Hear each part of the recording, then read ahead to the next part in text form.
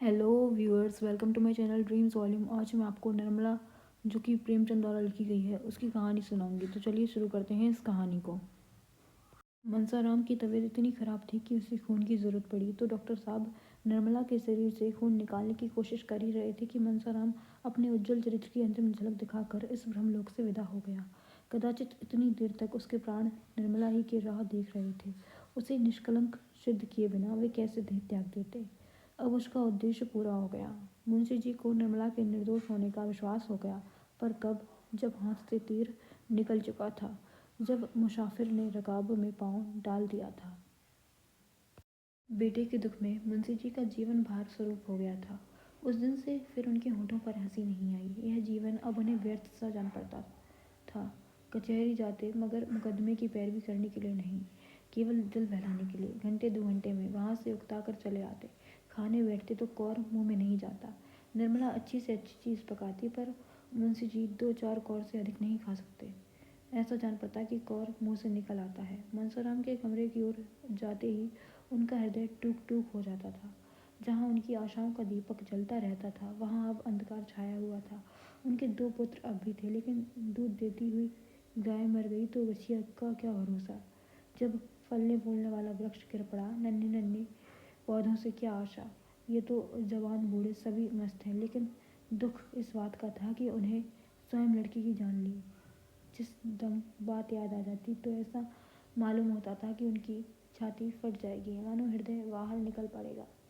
निर्मला को पति से सच्ची सहानुभूति थी। जहाँ तक हो सकता था वह उनको प्रसन्न रखने का फिक्र रखती थी और भूलकर भी पिछली बातें जबान पर न लाती थी।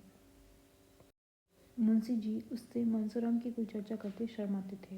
उनकी कभी कभी ऐसी इच्छा होती थी कि एक बार निर्मला से अपने मन के सारे भाव खोल कर कह दो, लेकिन लज्जा रोक लेती थी। इस बातें उन्हें सांत्वना भी न मिलती थी, जो अपनी व्यथा कह डालने से दूसरों को अपने गम में शरीक कर लेने से प्राप्त होती है।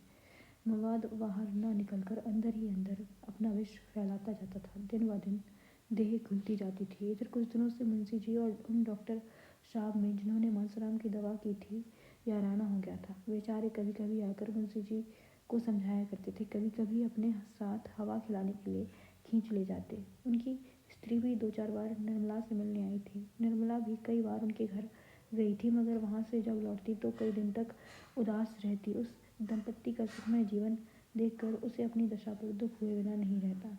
डॉक्टर साहब को कुल 200 रुपये मिलते थे, पर इतने में दोनों आनंद से जीवन व्यतीत करते थे। घर में केवल एक मेहरी थी। गृहस्थी का बहुत सारा काम स्त्री को अपने ही हाथों करना पड़ता था।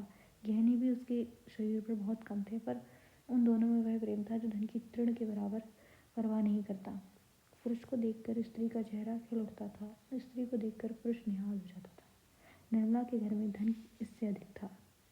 आभूषणों से उसकी देह फटी पड़ती थी। घर का कोई काम उसे अपने हाथ से नहीं करना पड़ता था। पर निर्मला संपन्न होने पर भी अधिक दुखी थी और सुधा विपन्न होने पर भी सुखी। सुधा के पास कोई ऐसी वस्तु थी जो निर्मला के पास ना थी, जिसके सामने उसे अपना वैभव तुच्छ जान पड़ता था। यहाँ तक कि वह सुधा के घर गहने पहनकर जाते शर्माती थी।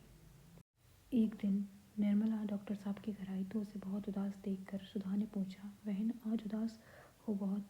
वकील साहब की तबीयत तो अच्छी है ना? निर्मला ने कहा, क्या कहूँ सुधा, उनकी दशा दिन ब दिन खराब होती जाती है। कुछ कहते नहीं बनता, न जाने ईश्वर को क्या मंजूर है। सुधा ने कहा, हमारे बाबूजी तो कहते हैं कि उन्हें कहीं जलवायु बदलने की ज़रूरत है, नहीं तो भयंकर रोग हो जाएगा। कई बार वकील साहब से कह भी चुके हैं, पर वह यही कह दिया करते हैं कि मैं तो बहुत अच्छी तरह हूँ, मुझे कोई शिकायत नहीं। आज तुम कहना। सुधा ने कहा, तुम आज उनसे खूब जोर देकर कहना कि कहीं जलवायु चलनी चाहिए। 2-4 महीने बाहर रहने से बहुत सी बातें भूल जाएंगी। मैं तो समझती हूँ शायद मकान बदलने से भी उनका दुख कुछ कम हो जाएगा। कहीं बाहर जा भी नहीं सकोगी। यह कौन सा महीना है? निर्मला ने कहा, 8वां महीना बीत रहा है। यह चिंता तो मुझे और भी मारे डालती है। मैंने तो इसके लिए ईश्वर से कभी प्रार्थना नहीं की थी। यह बला मेरे सिर न जाने क्यों मर दी। मैं बड़ी अभागिनी हूँ बहन। विवाह के 1 महीने पहले पिता का देहांत हो गया। उनके मरते ही सिर पर शनिचर सवार हो गया। जहाँ पहले विवाह की बातचीत पक्की हुई थी, उन लोगों ने आंखें फेर ली। बेचारी अम्मा को हार कर मेरा विवाह यहाँ करना पड़ा। अब छोटी बहन का विवाह होने वाला है। देखिए उसकी नाव किस घाट जाती है। सुधा ने कहा, जहाँ पहले बातचीत हुई थी उन लोगों ने इनकार क्यों कर दिया। निर्मला ने कहा, यह तो वही जाने, पिता ना रहे तो सोने की गठरी कौन देता। सुधा ने कहा, यह तो नीचता है, कहाँ के रहने वाले थे। निर्मला ने कहा, लखनऊ के, नाम तो याद नहीं, आबकारी के कोई बड़े अफसर थे। सुधा ने गंभीर भाव से पूछा, और उनका लड़का क्या करता था। निर्मला ने कहा, कुछ नहीं, कहीं पढ़ता था पर बड़ा होनहार था। सुधा ने सिर नीचा करके कहा, उसने अपने पिता से कुछ नहीं कहा था। वह तो जवान था, अपने पिता को दबा नहीं सकता था। निर्मला ने कहा, अब यह मैं क्या जानूं बहन, सोने की गठरी किसे प्यारी नहीं होती। जो पंडित मेरे यहाँ से संदेश लेकर गया था उसने तो कहा था कि लड़का ही इनकार कर रहा है। लड़की की माँ अलबत्ता देवी थी, उसने पुत्र और पति दोनों को ही समझाया था पर उसकी कुछ न चली। सुधा ने कहा, मैं तो उस लड़के को पाती तो खूब आड़े हाथों लेती।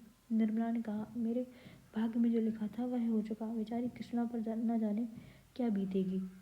संध्या समय निर्मला के जाने के बाद जब डॉक्टर साहब बाहर से आए तो सुधा ने कहा, क्यों जी, तुम उस आदमी को क्या कहोगे जो एक जगह विवाह ठीक कर लेने के बाद फिर लोग बस किसी दूसरी जगह संबंध कर ले।